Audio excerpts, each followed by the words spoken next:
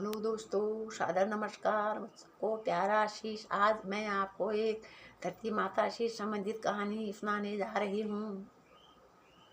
Hello दोस्तों, हम धन्य हैं। हमारा जन्म भारत भूमि में क्या कहूँ उत्तराखंड में हुआ है। ये उत्तराखंड हमारी शान है। यहाँ अनेक प्रकार की फसलें, फल तथा फूल उगाए जाते हैं। रबी खरीफ की फसल और रबी तथा जायद की फसल उगाए जाते हैं। रबी के साथ गेहूँ, जौ, चना, मटर, मसूर। खरीफ के साथ धान, मंडुआ, बाजरा, गद, भटकौनी, झंगुर।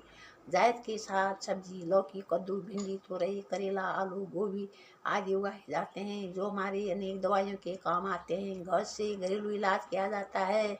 जैसे किसी को पथरी होती है, इसका रस हफ्ते भर पीने से पथरी गल जाती है। मसूर सब दालों में मिक्स करके खाया जाता है, जिससे दाल स्वादिष्ट बनती है। अलसी की, भांग की, भंगीरे की चटनी बनाए जाते हैं। इसे कभी कभी खट्टा खाने से हमारा पेट का डाइजेशन ठीक रहता है। पौने के चावल से जौला बनाया जाता है, यह भी दवाई के काम आता है। बच्चों को बड़ी माता, छोटी माता जब होते हैं, इस पका कर रस पिलाया जाता है। हमारे उत्तराखंड में सारी जड़ी बूटियाँ मिलती हैं, जो हम घरेलू इलाज के काम आते हैं। यहाँ अनेक प्रकार के फल फूल भी उगाए जाते हैं। रंग बिरंगे फूल हमारे घर आंगन को बड़ी शोभा देते हैं तथा पूजा पाठ में काम आते हैं। फूल सूख जाने पर इसमें घी डालकर, कपूर डालकर उसकी धूप बनाई जाती है।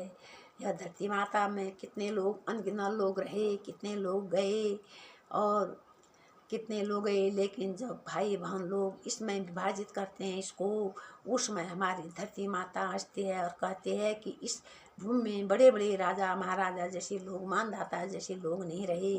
तुम मुझ में हिस्सा डाल रहे हो, अनर्थ है। इसको हम लोग समझ ही नहीं पाते हैं। जितना हमें मिला है उसमें हमें खुश रहना चाहिए। धरती से हमें सोना चांदी अनेक खनिज पदार्थ मिलते हैं, पर हमारा मन कभी नहीं भरता है।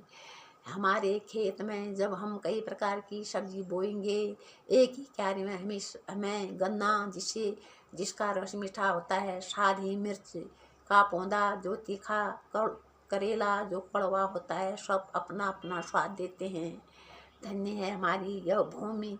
पर आजकल आदमी लोगों के वो बाहर की हवा लग गई है, इधर छोड़ करके बाहर चले गए हैं, घर छोड़ करके बाहर चले गए हैं। खेती पाती पर ध्यान नहीं है।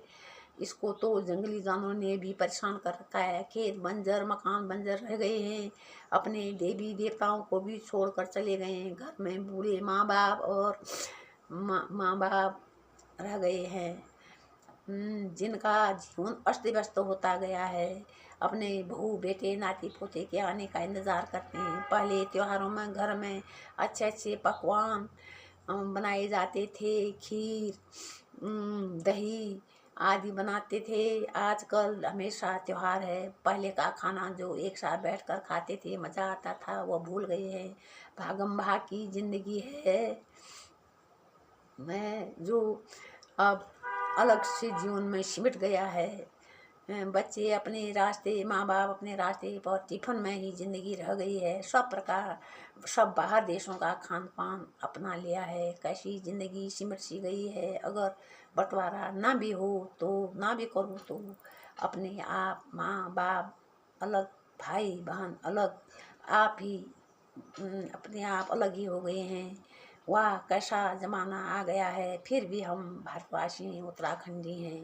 बिना पूजा पाठ, यह देवों की भूमि, देवों की का निवास है। बिना पूजा पाठ के चैन नहीं आता है। जय भारत भूमि, जय उत्तराखंड।